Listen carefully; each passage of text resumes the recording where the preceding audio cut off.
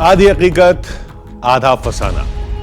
आज भारत के इतिहास का वो पन्ना पलटेगा जिसमें कई राज दफन है। सदियों से उन पन्नों को खोलने की कोशिश किसी ने नहीं की, लेकिन आज हम वही करने जा रहे हैं। अपने इस हैरत अंगेज मिशन को अंजाम तक पहुंचाने के लिए हमारी टीम ने बड़ी रिसर्च की है, क्योंकि हमने इतिहास के जिस पन्ने को छूने की कोशिश की है उसका अतीत एक भयानक लड़ाई से जुड़ा है। इस नए लक्ष्य पर जाने से पहले हमसे कहा गया था कि जो जहां है वैसा ही रहने दीजिए, कहानियों को मत छेड़िए। लेकिन हमने तय कर लिया है कि जिस रहस्य से पर्दा उठाने की कोई हिम्मत नहीं जुटा सका, हम उसे बेपर्दा करेंगे, उसकी तह तक जाएंगे। हादसा, अनहोनी, एक भयानक एहसास।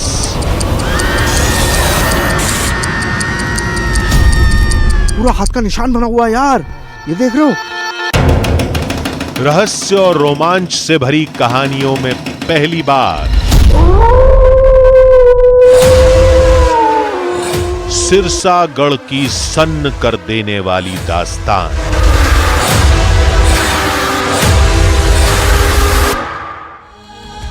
आधी हकीकत आधा फसाना।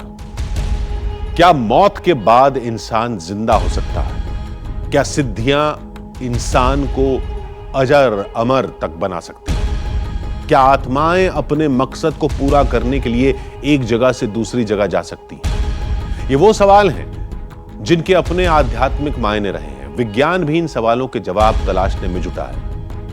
आज ऐसे ही सवालों से जुड़ी एक हैरान कर देने वाली कहानी हम आपको सुनाने जा रहे हैं। ये कहानी एक राजा की है, एक रानी की है, जो कई साल पहले मौत की नींद सो चुके हैं। लेकिन दावा किया जाता है कि वो आज भी दिखाई देते हैं, आज भी उनके होने का एहसास किया जाता है। तो आइए आपको लेकर चलते हैं मध्य प्रदेश के सिरसागढ़, जहां विज्ञान को चुनौती देने वाली कहानी के पन्ने हम पलटने जा रहे हैं।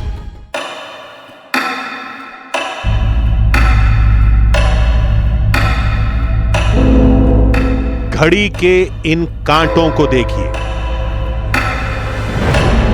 ये बताते हैं कि वक्त कभी नहीं थमता। इस बीहड़, इस बियाबान ने भी वक्त के थपेड़ों को सहा है। जो कहानियां कभी यहां के वैभवशाली अतीत की गवाही देती थीं, आज उन्हीं कहानियों पर समय की धूल जम चुकी है। अब यही धूल हम हटाने जा रहे हैं।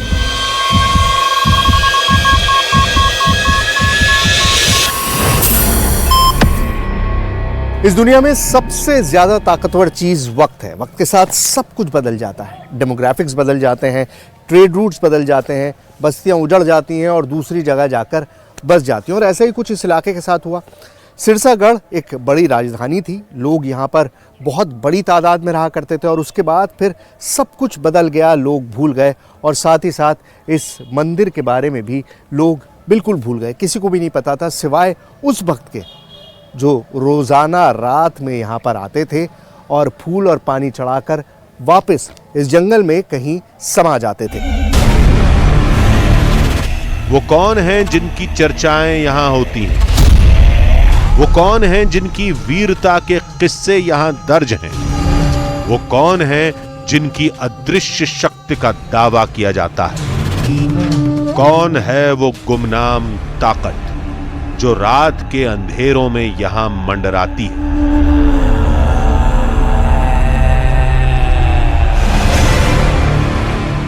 वो मलखान और उनकी पत्नी गजमोहतन आज भी सूक्ष्म शरीर से दर्शन करने के लिए आते हैं।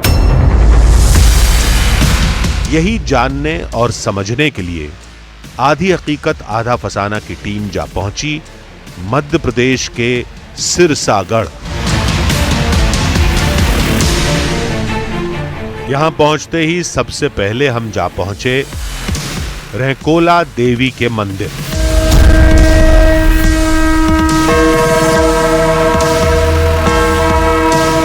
क्योंकि इसी मंदिर से चमत्कार और चौंकाने वाली कहानियों का दावा किया जाता है।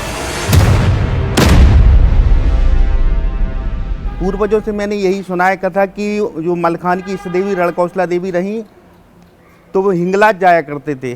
आज जो पाकिस्तान में हिस्सा है हिंगलाज देवी का, उन्हीं का ये देवी जी हैं वही। तो वहाँ पूजा करने के लिए जाते थे। इन्होंने देवी जी से आराधना की कि मैया यहाँ से जो हमारी राजधानी सिरसागढ़ है वो काफ़ी दूर है, मैं आपसे विनय कर रहा हूँ, अगर आप हमारी राजधानी सिरसागढ़ चलें, वहीं आपका मंदिर बनाएंगे, वहीं आपकी सेवा किया करेंगे। तो माता ने कहा कि मैं चल तो सकती हूँ लेकिन एक आसन चलूँगी। मलखान ने अपने सर पे ने आसन दिया और लेके चल दिए।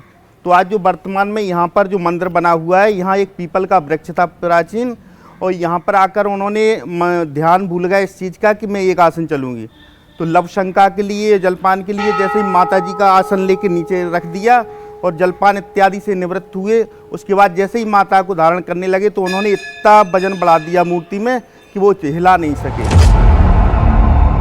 धार्मिक मान्यताओं के मुताबिक अभी तक हम यही सुनते आए थे कि महाबली हनुमान, परशुराम और अश्वत्थामा को अजर अमर होने का वरदान हासिल है।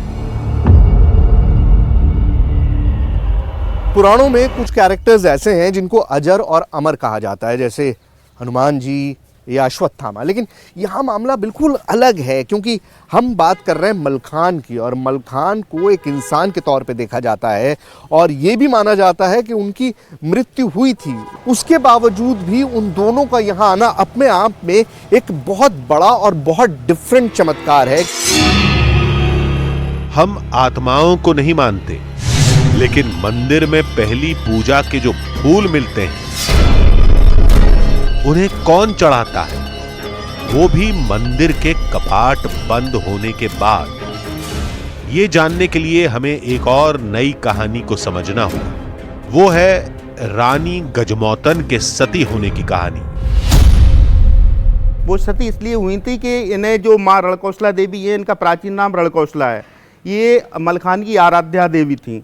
उन्हें पता था वो ऐसे ही युद्ध के लिए ललकारा पृथ्वीराज चौहान ने, तो ये युद्ध का वीर योद्धा मलखान थे, उन्होंने सहन नहीं कर सके और युद्ध के लिए जैसे ही कूदे तो उनका घोड़ा जाकर उस खंडक में गिर गया और जो सांग थी उनके पैर में आके धस गई, वही उनकी मृत्यु का कारण बनी। सती थी वो, उन्होंने लेकर मलखान का जो शव था उसे लिया और स्वयं सती बनी है वहाँ पर बैठ के। कहानियों से निकले तो सवालों में उलझ गए, उन सवालों में जिनका सामना हमने आज तक नहीं किया था। लेकिन सवालों के जवाब चाहिए तो कहानियों के पन्नों को पलटना ही होगा। देखिए, इस तरह की जब भी हम कोई स्टोरी इन्वेस्टिगेट करते हैं तो होता क्या है कि मंदिर बहुत ही सेक्लूडेड, बहुत ही वीरान जगह पर होता है, लेकिन ड्रैकुला माता का जो ये मंदिर है ये इस मामले में बिल्कुल अलग है। ये आबादी के बीचों बीच है, यही इस मंदिर को खास बनाता है, क्योंकि वीरान में जंगल के अंदर अगर इस तरह की कोई मंदिर होता है और वहाँ पर ये कहा जाता है कि वहाँ पर कोई आता है और रात में फूल चढ़ा के, पानी चढ़ा के चला जाता है, तो लोग आसानी से बिलीव कर सकते हैं, क्योंकि वो इतना बियाबान जंगल है कि किसी को भी पता नहीं है कि वहाँ पर कौन आएगा कौन नहीं आएगा। लेकिन ये मंदिर है आबादी के बिल्कुल बीच, मतलब ऑलमोस्ट इम्पॉसिबल। हर तरफ लोग हैं, इधर भी, चारों तरफ लोग हैं और नजरों से, इंसानी नजर से नहीं बचा जा सकता। लगे हाथ आधी हकीकत आधा फसाना की टीम ने ड्रोन कैमरे की मदद से मंदिर की भौगोलिक स्थिति भी पता की। आप जरा दूर से इस मंदिर और इसके आसपास के इलाके को देखिए, आपको अंदाजा होगा कि ये मंदिर जो है वो एक गांव के बीचों बीच में बना हुआ है। इसके बिल्कुल बराबर में एक रोड है, चारों तरफ खेत खलिहान है, आबादी है, लोगों के घर हैं। मतलब ऐसा बिल्कुल भी नहीं है कि ये कहीं वीरान बियाबान जंगल में बना हुआ हो, ये बिल्कुल आबादी के बीचों बीच बसा हुआ मंदिर है। अब हमारा मकसद मंदिर की उस जगह को समझना था जहां वीर मलखान और रानी गजमौतन के द्वारा पहली पूजा किए जाने का दावा किया जाता है। देखिए, रैकोला माता मंदिर के चमत्कार की जो बात होती है उसका अगर मैं आपको स्पॉट दिखाऊं तो वो ये है।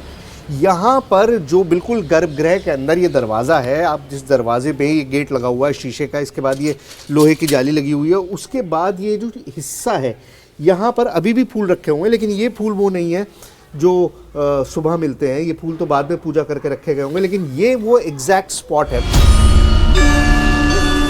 ये सच है कि रहकोला माता का मंदिर ऐसी जगह पर बना है जहां दिन हो या रात किसी की भी आवाजाही पर बड़ी आसानी से नजर रखी जा सकती है। तो फिर पूजा करने वाला आज तक किसी को नजर क्यों नहीं आया? ये कहते हैं कि यहाँ से सुरंग मलखान के सिरसागढ़ से लेकर के और ये देवी के मंदिर के आगे बावड़ी बनी हुई है, यहाँ से सुरंग जाती थी और सुरंग के द्वारा ये लोग आते थे पति पत्नी, और ये आकर के यहाँ पर आराधना करते थे। ऐसा भी बताते हैं पूर्वजों से सुनते हैं कि अर्धरात्रि में 12 बजे यहाँ कोई मंदिर में लेट भी नहीं सकता है। वो वीर मलखान नित्य घोड़े से सवार होकर बावड़ी, जो सुरंग बावड़ी है, उसके माध्यम से आते हैं और यहाँ पूजा अर्चना करते हैं। ये समझ से परे है कि जो अब इस दुनिया में है ही नहीं, क्या वो वापस आ सकता है? लेकिन कहानियां तो हर किसी की ज़बान पर ऐसी ही हैं। यहाँ बावड़ी भी है? यहाँ बावड़ी है सर। क्या है, कितनी बड़ी है? लगभग 7 मंजिल है, बावड़ी है और सुरंग के नुमा है, और यहाँ से सीधी 5 किलोमीटर सिरसागढ़ पर ही खुलती है। आधी हकीकत आधा फसाना की टीम अब उन्हीं बावड़ियों को टटोलेगी जिनका गुप्त रास्ता सदियों से जमीन में कहीं दफन है। लेकिन क्या बावड़ियों तक पहुंचना आसान है?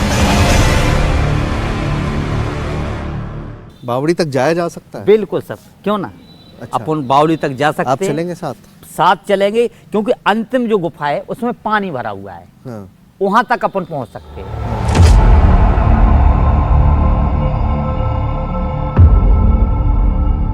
देखिए, मंदिर में अमूमन लोग आस्था के लिए आते हैं, पूजा के लिए आते हैं, लेकिन यहाँ पर जो सबसे इम्पॉर्टेंट चीज़ है वो ये रास्ता है। आम तौर पर मंदिर में इस तरह की सुरंगें, इस तरह की बावड़ियाँ नहीं होती हैं।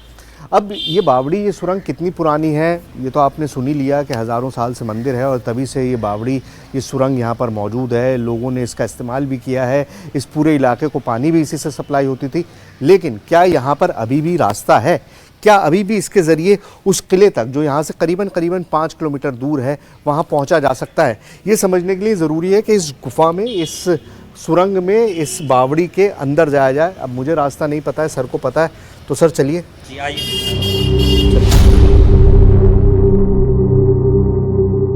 और फिर हम उस संकरे से रास्ते में दाखिल हो गए।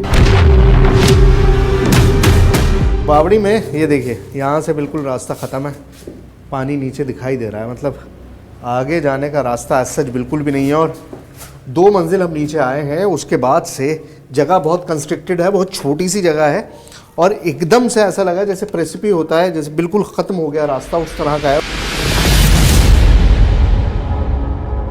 बावड़ी में रास्ता बंद था। अब दूसरे छोर पर ही जाकर कुछ पता लगाया जा सकता था। बुंदेलखंड का ये पूरा इलाका वाटर डेफिशिएंट है, पानी की यहाँ पर हमेशा से कमी रही है और इस तरह की बावड़ियाँ जो हैं, वाटर स्ट्रक्चर्स बहुत ज़्यादा बनाए जाया करते थे ताकि लोगों को पूरे साल पानी मुहैया कराया जा सके।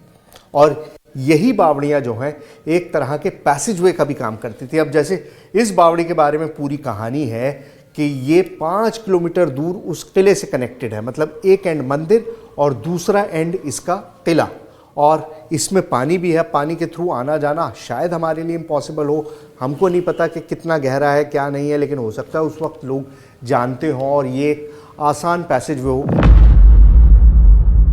हम उस गुप्त रास्ते की तलाश में बावड़ी का कोना कोना छान रहे थे जहां से वीर मलखान और रानी गजमौतन के आने का दावा किया जाता है, लेकिन घूम फिरकर हमारे कदम ठिठक जाते।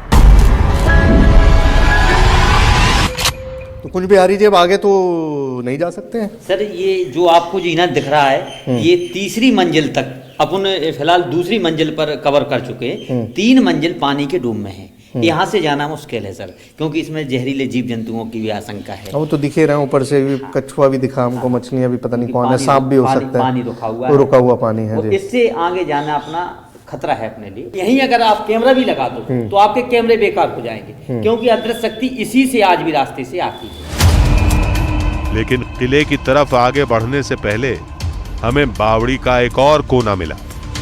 हमें बताया गया कि राजा और रानी की आवाजाही का एक ये भी रास्ता है।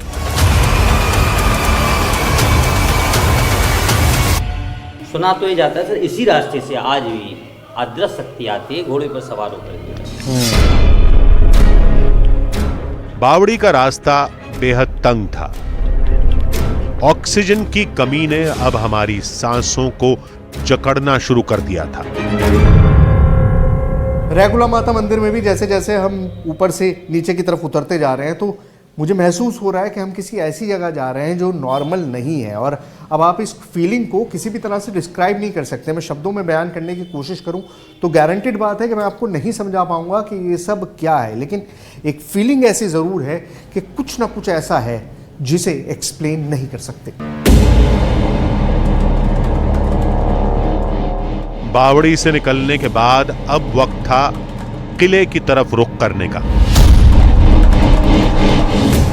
उस किले की तरफ जहां कभी वीर मलखान रानी गजमौतन के साथ रहा करते थे।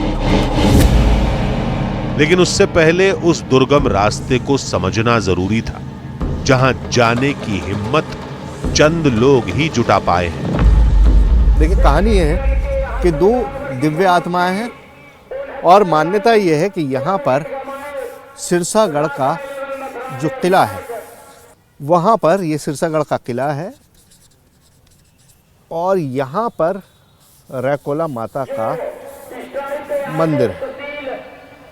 इन दोनों के बीच में 5 किलोमीटर का एक रास्ता है जो जंगल से होके जाता है, बहुत टेढ़ा मेढ़ा। ये रास्ता पैदल है, मतलब यहाँ पे कोई गाड़ी, कोई तरीका नहीं है आपके पास जाने का सिवाय इसके कि आप पैदल जाएं, ठीक है। और लोगों की मान्यता ऐसी है कि यहाँ पर एक सिरा है सुरंग का, और एक सुरंग का सिरा यहाँ इस मंदिर के पास है। और लोग मानते हैं कि 1 से 3 के बीच में रात में ये दो दिव्य आत्माएं सुरंग के इस हिस्से में घुसी हैं और जो अंदर ही अंदर रास्ता है उसके थ्रू मंदिर के पास आते हैं और यहाँ पर आके माँ की पूजा करते हैं और फिर चले जाते हैं। अब प्रॉब्लम यह है कि 5 किलोमीटर का जंगल का डिफरेंस है इन दोनों के बीच में। जगह बहुत बड़ी है और मेरे अकेले के लिए मुमकिन नहीं है कि मैं दोनों जगहों पर नज़र रख सकूं। तो अब इसका सिर्फ एक ही हल है मेरे पास कि मैं किसी हेल्प के लिए किसी को बुलाऊं। हमें मंदिर और किले की दूरी सिर्फ 5 किलोमीटर बताई गई थी, लेकिन यह भी बताया गया था कि वहां कदम कदम पर खतरा है। इसलिए हमने पैरानॉर्मल एक्सपर्ट को भी अपने साथ लेने का फैसला किया। मैंने तुम्हें बताया था स्टोरी के बारे में, तो उसी को शूट करने का प्लान है। असल में यहाँ पे दिक्कत ये है कि एक तो मंदिर है और एक किला है, ठीक है। मंदिर तो शहर में है और किला बिल्कुल जंगल के बीच में, और दोनों के बीच में करीबन 5 किलोमीटर का डिफरेंस है। एक बावड़ी है जो किले से मंदिर तक जाती है, ठीक है, ठीक है। अब परेशानी है कि मैं एक ही जगह रह सकता हूँ, या तो मैं किले में रहूँ या मैं मंदिर में रहूँ। और मान्यता ये है कि किले में से वो लोग निकलते हैं और फिर मंदिर पहुँचते हैं रात में। तो इसीलिए मैंने तुम्हें बुलाया कि मैं मंदिर अगर कवर कर लूँ और वहाँ पे मैं बैठ जाऊँ, इंतज़ार करूँ, जैसे भी करें। मंदिर में तुम, किले में तुम रहो, ये ज़्यादा ठीक रहेगा। हमने तय किया कि कोई एक किले में रात बिताएगा और दूसरा मंदिर में, ताकि उन कहानियों को समझा जा सके जो सिरसागढ़ के हर एक शख्स की ज़बान से सुनी जाती हैं। तो मेरा इरादा ये है कि मैं मंदिर में रुकूं और तुम किले में रहो, ठीक है। क्योंकि मंदिर छोटा है, उसको कवर करना आसान है, तो और मेरे पास उस तरह की एक्सपर्टाइज नहीं है तुम्हारे जैसी। तुम वहाँ अपने इक्विपमेंट्स के साथ रहो, ठीक है ना। तो मैं किले में रुकता हूँ और आप जो है मंदिर में रुकिए, ताकि किले में रह करके मैं अपने कुछ इक्विपमेंट्स है वो लगा करके और पूरी जो तहकीकात है वो कर सकूँ। और जैसा कहते हैं, अगर ऐसा कुछ होता है वहाँ पर तो मैं टच में रहूँगा आपसे और मैं आपको बताऊंगा। लेकिन उससे पहले हमें उस किले तक पहुंचना था जिस किले में वीर मलखान और रानी गजमोतन की मायावी शक्तियों का जिक्र किया जाता है।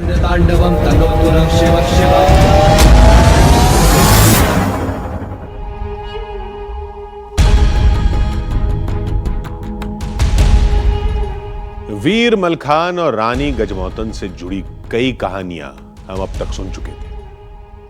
हमें बताया गया था कि रेकोला माता मंदिर में आज भी पहली पूजा वीर मलखान और उनकी पत्नी करती हैं। हमें बताया गया था कि बावड़ी के अंदर बनी 5 किलोमीटर लंबी सुरंग से होकर दोनों मंदिर आते हैं और पूजा करके गायब हो जाते हैं। बताया तो यह भी गया था कि किले का एक भी पत्थर कोई छू नहीं सकता। हमसे कहा गया था किले में आज भी न तो कोई हथियार ले जा सकता है, न ही घोड़े पर बैठकर वहां से गुजर सकता है। अभी तक ये सब कही सुनी बातें थी, इसलिए आधी हकीकत आधा फसाना की टीम उस किले की ओर निकल पड़ी जहां चमत्कारों और मायावी शक्तियों का दावा किया जाता है।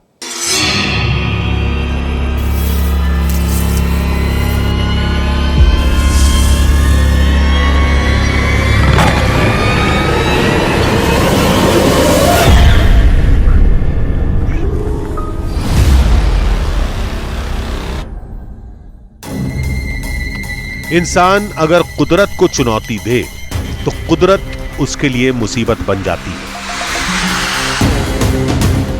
सिरसागढ़ के रहस्यों की तलाश ने अब हमें मुसीबतों के बीच में लाकर खड़ा कर दिया था, जहां हमारे चारों तरफ बीहड़ था और जंगली जानवरों की डराने वाली आवाजें थी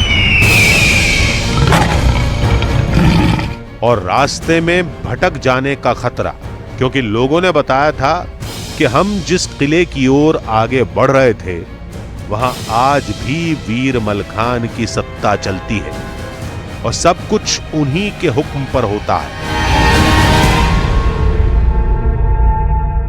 सिरसागढ़ कितनी दूर है? किला कितनी दूर है? सिरसागढ़ यहाँ से जंगल में 1.5 किलोमीटर चलना पड़ता है। 1.5 किलोमीटर? 1.5 किलोमीटर जंगल में चलना पड़ता है। हाँ। तब जाके सिरसागढ़ है। वहाँ कोई हथियार नहीं चलता, वहाँ से कोई पत्थर लेके नहीं जा सकता। वहाँ से हाँ आज भी मतलब पत्थर उठा के नहीं ला? हाँ नहीं ला सकते आप। और वहाँ कोई हथियार भी नहीं चला सकते आप बिना उनकी इजाज़त के। और वहाँ घोड़ा पे सवार होके नहीं जा सकते आप। कहने को 1.5 किलोमीटर का रास्ता ही बाकी था, लेकिन अजीब सी थकान ने रास्ते को कई किलोमीटर लंबा बना दिया था। एक एक कदम फूक फूक कर रखना पड़ रहा था। सिरसागढ़ का जो किला है वो अतीत की याद बन चुका है। लोग भूल चुके हैं कि किला भी हुआ करता था, क्योंकि अब उसके अवशेष ही बचे, कोई आता जाता नहीं है। इस वजह से ये जो रास्ते थे सारे पगडंडी के, वो सब बिल्कुल ब्लॉक कर दिए गए हैं, बंद कर दिए गए हैं। दावा किया जाता है कि वीर मलखान ने अपने किले का सुरक्षा घेरा मजबूत बनाने के लिए यहां नदियों का एक ऐसा जाल बिछाया था जिसे पार करना उनके दुश्मन के लिए नामुमकिन था।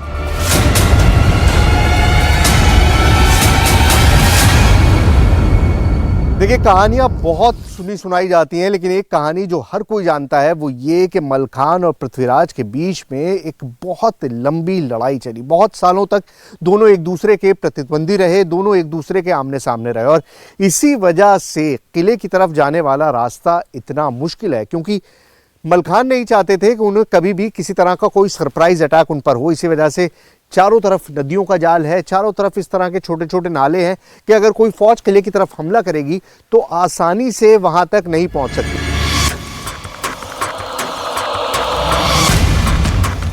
हम जल्द से जल्द किले तक पहुंचना चाहते थे। रास्ता हमारी कड़ी परीक्षा ले रहा था, लेकिन हमारा लक्ष्य उस बावड़ी तक पहुंचना था, इसलिए हमने अपने कदमों को तेज कर दिया। देखिए, किले तक जाने का रास्ता कितना मुश्किल है यह आपने देख लिया। तो ये तो समझ में आ गया कि शाम के बाद कोई भी इस किले से मंदिर तक इस रास्ते से तो नहीं जा सकता। It's almost impossible. अब सिर्फ एक रास्ता बचता है और वो है बावड़ी का। बावड़ी का जो मुंह है, जो सिरा है मंदिर में, वो हमने देख लिया। बावड़ी में अंदर पानी भरा हुआ है, रास्ता आगे बंद है, वो भी हमने समझ लिया। लेकिन क्या किले में कोई ऐसा रास्ता है जिसके ज़रिए बावड़ी तक और मंदिर तक पहुंचा जा सकता है? यही समझने की मैं कोशिश कर रहा हूँ। जंगल में लक्ष्य तक पहुंचने के लिए किसी एक रास्ते का मिलना जरूरी है, वरना बीहड़ का रास्ता कहीं से कहीं पहुंचा सकता है। अब आप सोच रहे होंगे कि इस जंगल में हमको रास्ते का आभास कैसे हो रहा है, हमें ये कैसे पता कि हमें जाना कहाँ है। देखिए, छोटी सी एक पगडंडी बनी हुई है। इस जंगल में सिर्फ एक ही रास्ता है और वो रास्ता उस किले तक ही जाता है, उसके अलावा और कोई दूसरा डाइवर्जन नहीं है। ऐसे रास्तों पर खतरा तब और बढ़ जाता है जब कंधों पर खुद को और अपनी टीम को बचाने की जिम्मेदारी हो। देखा आपने किस कदर मेहनत करनी पड़ रही है हमको उस किले तक पहुंचने के लिए। अब करें क्या, रास्ता नहीं है, चारों तरफ बियाबान जंगल है और जंगली जानवरों का खौफ भी है। किले की तरफ आगे बढ़ते हुए अचानक हमारे कदम ठिठक गए। एक बाबा ने हमारे कदमों को आगे बढ़ने से रोक दिया। उसके बाद उन्होंने जो कुछ बताया उसे सुनकर हमारे शरीर में सिरहन सी दौड़ गई। क्या शेर रहते हैं, सिंह तेंदुआ रहते हैं, खा जाते हैं महाराज।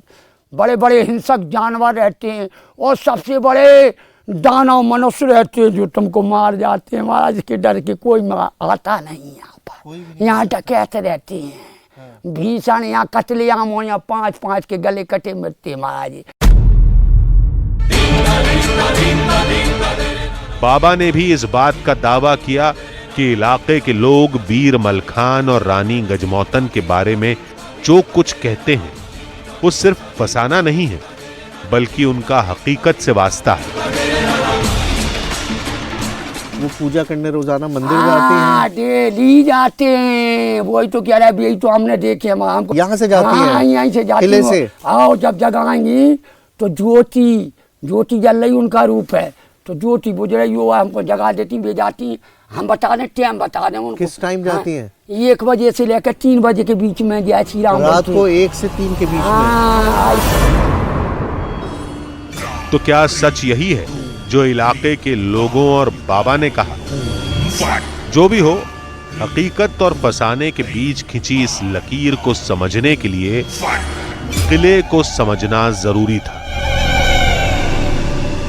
तो फाइनली हम पहुंच गए हैं सिरसागढ़ के किले में। अब आप बार बार मेरे मुंह से किला किला सुन रहे हैं और आप सोचेंगे यहाँ तो किले जैसा कुछ भी नहीं है।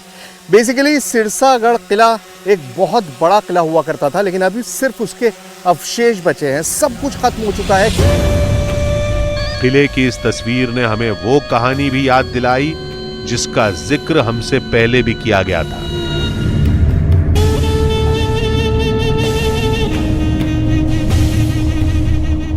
पृथ्वीराज को बताया गया था कि पृथ्वीराज मलखान के पैर में जो है देवी की शक्ति से के रूप में पदम है। अगर उसके पैर में कोई आघात नहीं पहुंचेगा तो वो मारा नहीं जा सकता। तो वहाँ पर जो है लड़सा के पास में खाई बनवाई। खाई में सांगें, लोहे की जिसमें सांग कहते हैं, सांगों से उसको करवा करके उसको पटवा दिया। लड़ते लड़ते उसको पटवा दिया। लड़ते लड़ते मलखान पृथ्वीराज से लड़ते लड़ते पृथ्वीराज पीछे हटता गया और जो है जाकर उस खाई में जाकर के उसका घोड़ा फंस गया और उसके पैर में वो जो है सांग बैठ गई और मलखान वीर गति को प्राप्त हो गया।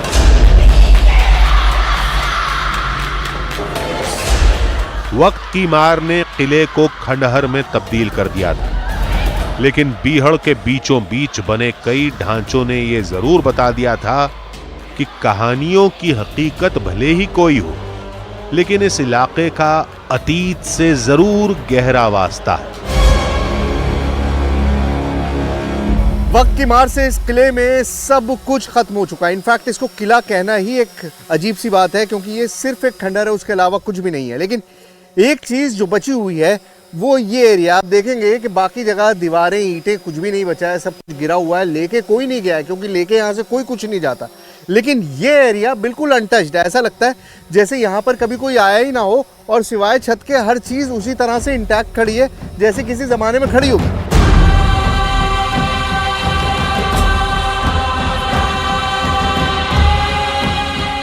हम उस रास्ते की तलाश में यहां आए थे जिसका एक सिरा मंदिर में था और दूसरा किले में, लेकिन काफी देर की तलाश के बावजूद हमें कुछ नहीं मिला।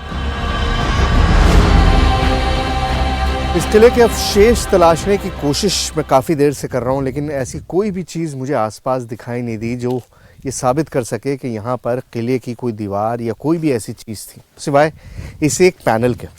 इस पैनल को देखिए, अगर आपने खजुराहो के मंदिरों को देखा होगा तो आपको एहसास होगा कि करीबन सारी चीज़ें वैसी ही हैं। ये फिगरिन्स जो आपको दिखाई दे रहे हैं डिफेस्ड हो चुके हैं, करीबन ख़त्म हो चुके हैं, लेकिन ऑलमोस्ट सिमिलर हैं, बिल्कुल उसी तरह से जिस तरह के खजुराहो के मंदिर में हुआ करते थे।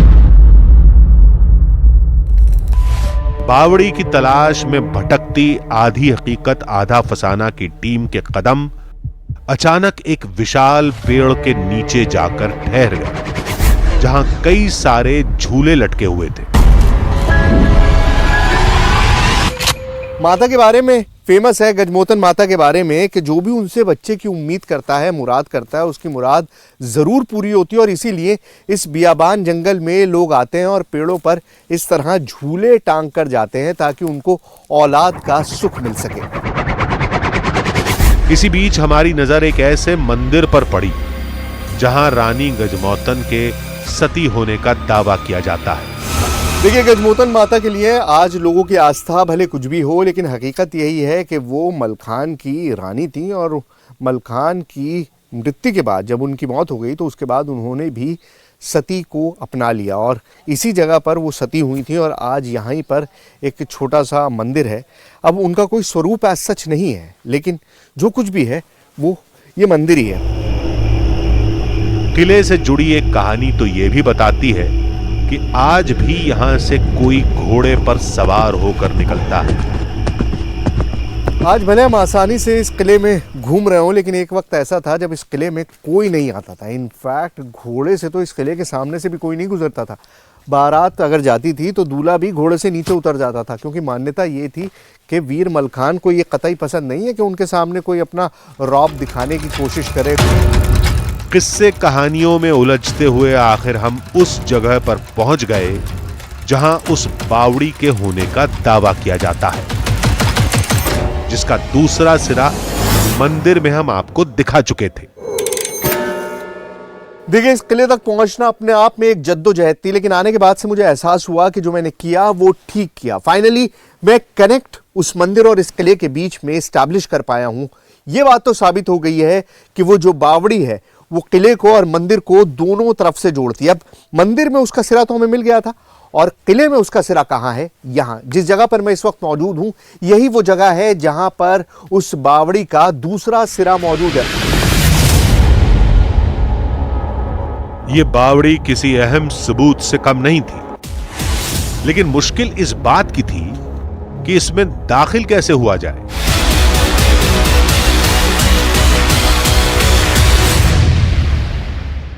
जब मैं यहाँ पर आया था तो मुझे यकीन था कि इस किले में मुझे कुछ भी नहीं मिलेगा, लेकिन इस किले में वो सबसे बड़ा सबूत मौजूद है जिसको देखकर कोई झुठला नहीं सकता। ये देखिए, ये वो रास्ता है जो सीधा उस बावड़ी से कनेक्ट होके उस मंदिर तक जाता है।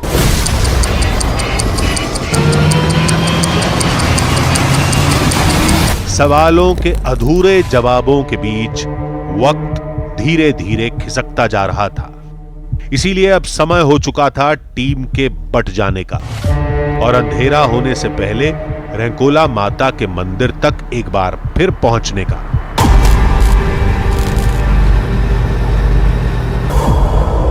सबसे बड़ा खतरा है जंगली जानवरों का।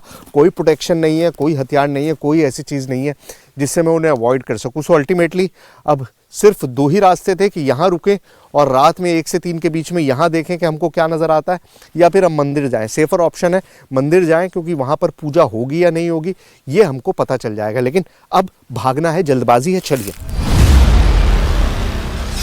हमने फैसला किया था कि टीम का एक हिस्सा किले में वक्त बिताएगा और दूसरा मंदिर में। इसलिए किले से निकलने से पहले हमारी एक टीम ने अलग अलग जगहों पर अपने कैमरे फिट करने शुरू कर दिए। इस दौरान कुछ कैमरों को कुछ बेहद खास जगहों पर लगा दिया गया। एक तो ये जो बावड़ी है, ये बावड़ी है या नहीं मुझे नहीं पता, लेकिन ये एक स्ट्रक्चर बाकी है यहाँ पर। यहाँ पर सबसे ज्यादा एक्टिविटी मुझे लगता है कि होगी। ठीक है। गजमोतिन का मंदिर है माता का, ठीक है, वो है। ये दो जगह हैं जहाँ पर हमको कैमरा लगाना पड़ेगा। दोनों जगह पे जो है कैमरे हम लगा देंगे। स्पेसिफिकली 2 जगह पे कैमरा जरूर लगाना पड़ेगा।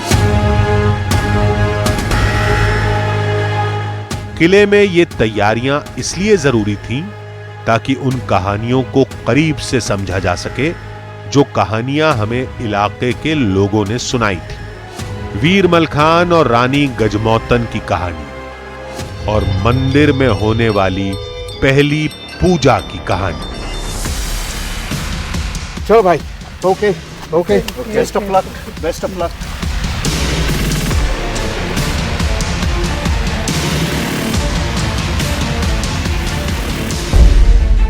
आधी हकीकत आधा फसाना।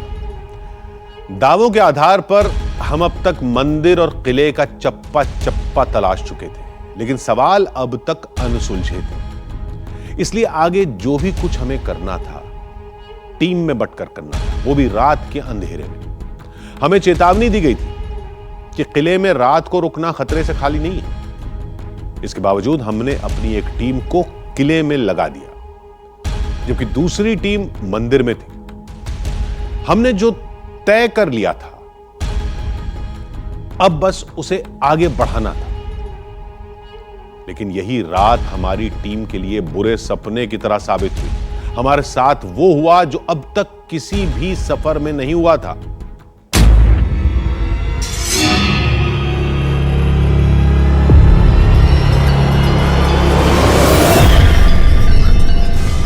हमें तो जल चढ़ावा मिलता है, पुष्प चढ़ाई मिलती है।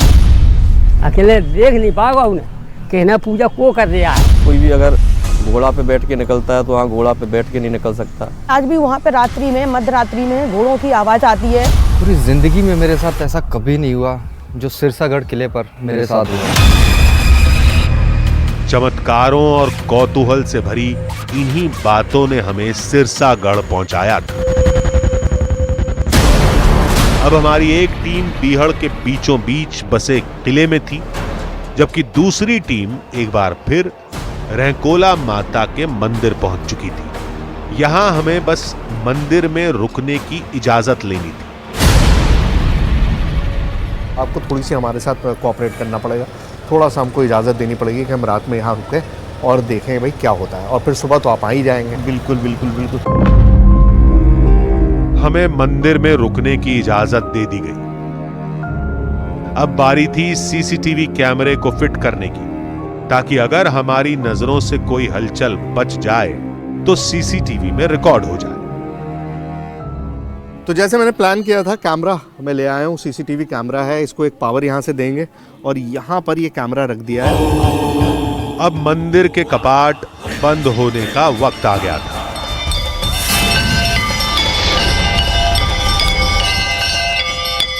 बिल्कुल, माता रानी की आरती हो चुकी है। आरती के बाद अब मैं पटबंद कर रहा हूँ माता रानी की। और आपको जो भी करना है, अगर सच्ची श्रद्धा, मुझे तो हरदम स्पष्ट यहाँ पर इतने अनुभव हुए हैं, और माता रानी की श्रद्धा रख के आप भी आज विश्राम कीजिए, यहीं देखिए।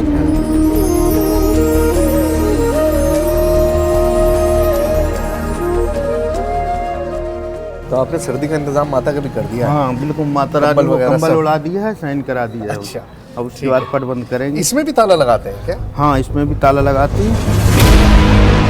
मंदिर बंद होने से पहले हम ये तय कर लेना चाहते थे कि सब कुछ हमारी तैयारियों के हिसाब से है या नहीं, क्योंकि हमें मंदिर में सुबह 5 बजे तक वक्त बिताना था।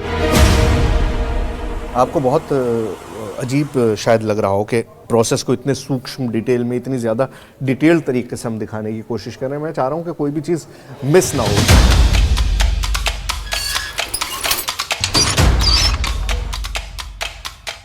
और अब मंदिर के कपाट भी बंद कर दिए गए। तो ये आपने लगा दिया, पहले एक गेट पे ताला लग गया, पहले गेट का जो ताला है वो पंडित जी ने लगा दिया है, बंद कर दिया है इसको, और चारों तरफ से कवर्ड है, बिल्कुल बंद है, कहीं पे कोई गुंजाइश नहीं है कि हवा भी जा सके। हवा का भी इंतजाम कर दे रहे हैं वो तो। अब क्या करने वाले हैं? बस ये गेट लगा के ये बगल की जो फटकी है वो भी बंद कर दी जाएगी और ये सामने वाला गेट भी बंद कर दिया जाएगा। सुबह 5 बजे खुलेंगे। आप लोग भी निकल जाएं भाई।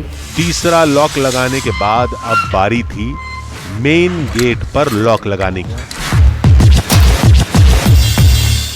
चलिए, तो ये गेट हो गया, मेन गेट बंद कर बंद। दिया गया है। अब सिर्फ एक दरवाजा बचा है। मैंने ये जैसे आपको बताया बगल की कि फटकी 7 ताले निकल लगते हैं, हो गए, मतलब 6 तो लगी चुके हैं। अब एक बस ये साइड का एक छोटा सा गेट है, चारों तरफ से बिल्कुल मंदिर हाँ, बंद है। चारों तरफ से बंद है, पूरी तरफ ग्रिल लगी हुई है और काफी ऊंची 6-6 फुट की ग्रिल है, तो कोई आसानी से आ जा नहीं सकता। रहकोला माता मंदिर का आखिरी दरवाजा भी बंद कर दिया गया। तो फाइनली आखिरी दरवाजा है, इसको भी बंद कर दे रहे हैं और अब इसके बाद कोई भी रास्ता यहाँ पर नहीं है जिससे आप अंदर बाहर कर सकें। वीर मलखान और रानी गजमौतन की कहानी को समझने के लिए जहां हम मंदिर में डटे थे, तो वहीं हमारी दूसरी टीम किले में मौजूद थी। लेकिन मुश्किल इस बात की थी कि किले में मौजूद टीम के किसी भी सदस्य से मोबाइल या वॉकी टॉकी पर संपर्क नहीं हो पा रहा था। यही फिक्र हमें खाए जा रही थी और तभी चमत्कार हुआ। हमारी किले में मौजूद दूसरी टीम से बात हुई। कम इन गोविंद, कम इन, कम इन। बहुत देर से मैं फ़ोन कर रहा हूँ, तो फ़ोन तो मुझे पता है लगेगा नहीं, लेकिन वॉकी टॉकी भी तुम रिस्पॉन्ड नहीं कर रहे थे। क्या सिग्नल नहीं आ रहा है? जी, कई जगह पर ऐसा है कि यहाँ पर सिग्नल नहीं आ रहा है और फ़ोन का तो नेटवर्क बिल्कुल भी नहीं है।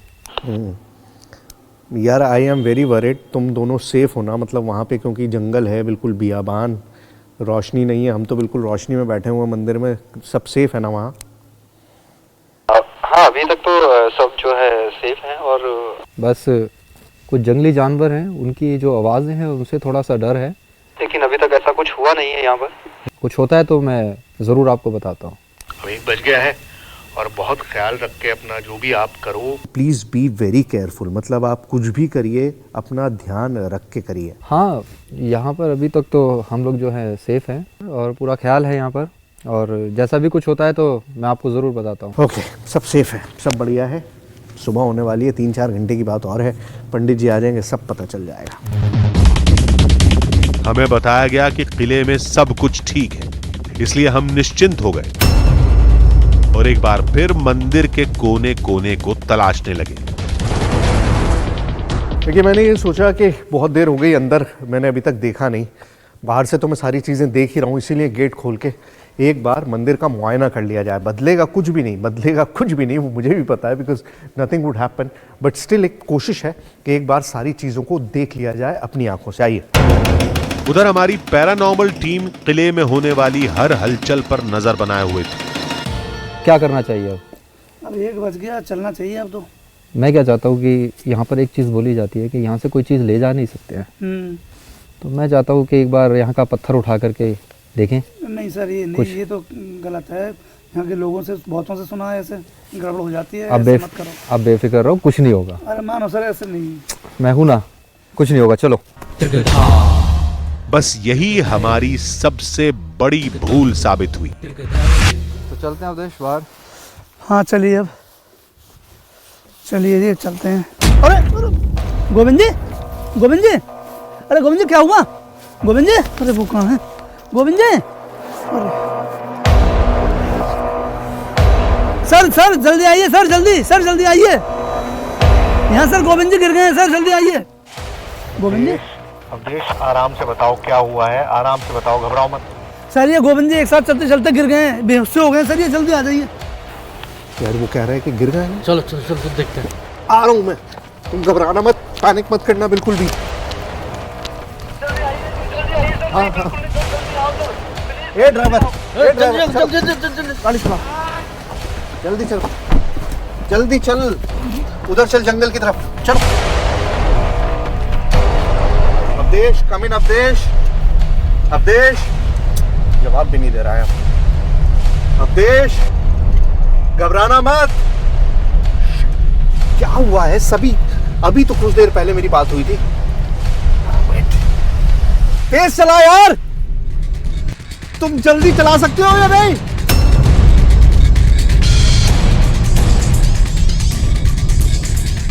बस यही है गेट, यही है। रात के अंधेरे में जंगल को पार कर टीम तक पहुंचना चुनौती भरा था। आओ आओ, जल्दी, रोशनी दिखाई दे रही है, जल्दी आओ। सर क्या हो गया? जल्दी आओ सर, जल्दी। क्या हो गया? अरे सर ये तो क्या हो गया? सर गड़बड़ है यहाँ तो बहुत। क्या हुआ? अरे गोविंद, गोविंद क्या हुआ गोविंद? अरे ये तो बेहोश हो गए सर अभी। क्या हो गया? गोविंद को देखते ही हमारे होश उड़ चुके थे, क्योंकि एक हट्टा कट्टा आदमी हमारे सामने बदहवास खड़ा था। अचानक से ठंडी सी हवा लगी, मुझे ठंड लगी और हाँ। पीछे से ऐसा लगा मुझे किसी ने धक्का दिया, मतलब मारा है बहुत जोर से और मारा है? बहुत हो रहा है पीछे, बहुत दर्द हो रहा है।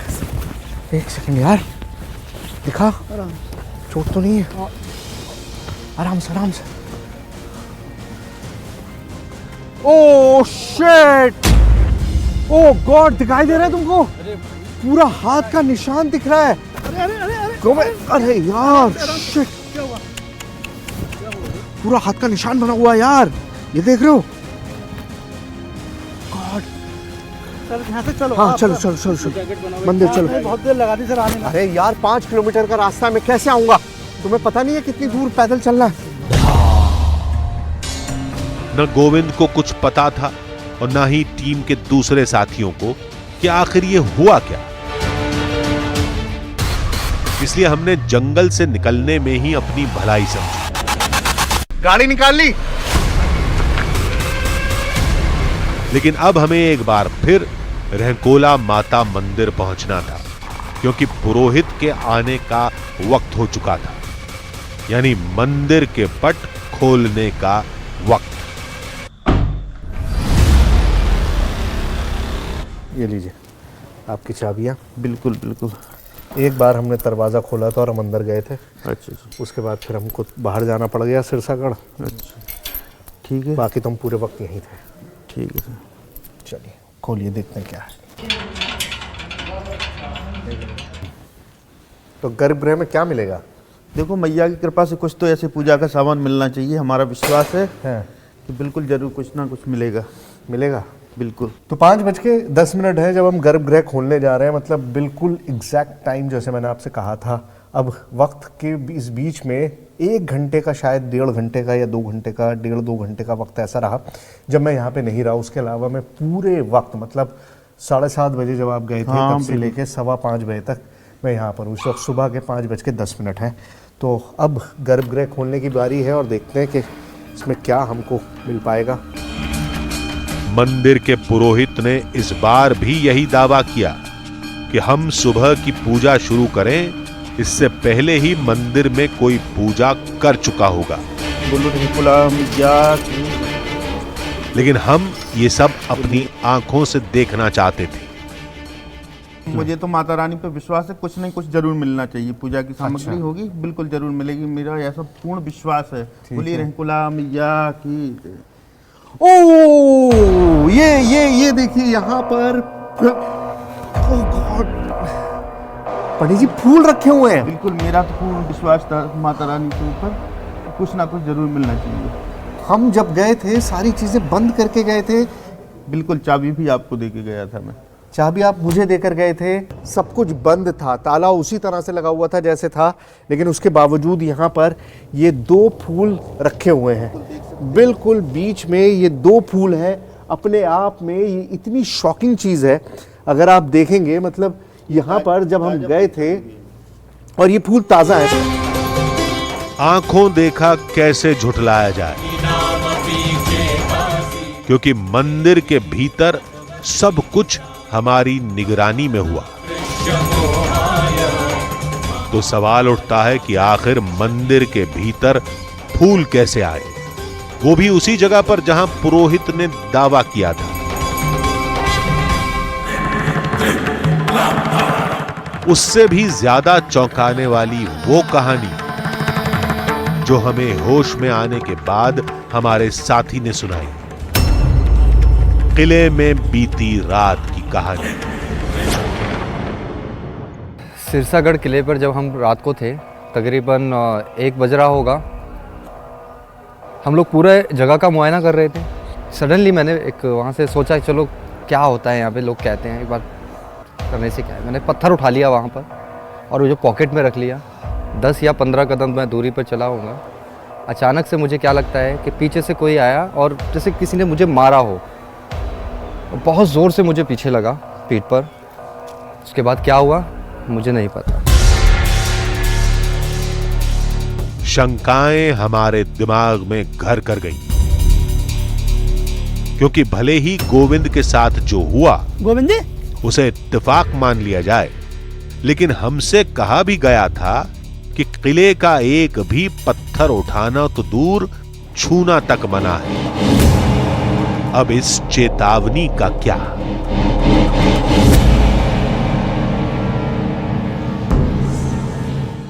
आप यह भी सोच सकते हैं कि अचानक गोविंद बीमार हो गए हों और फिर गिर पड़े हों, इसी वजह से उनकी पीठ पर कोई निशान पड़ गया जो पंजे जैसा लग रहा था। लेकिन जिसके ऊपर बीती है उसके अनुभवों को भी नकार देना ठीक नहीं। फिलहाल वक्त हो चुका है सिरसागढ़ के इस सफर को विराम देने का। अगले हफ्ते होगी एक नई कहानी, एक नया बहाना, आधी हकीकत आधा फसाना।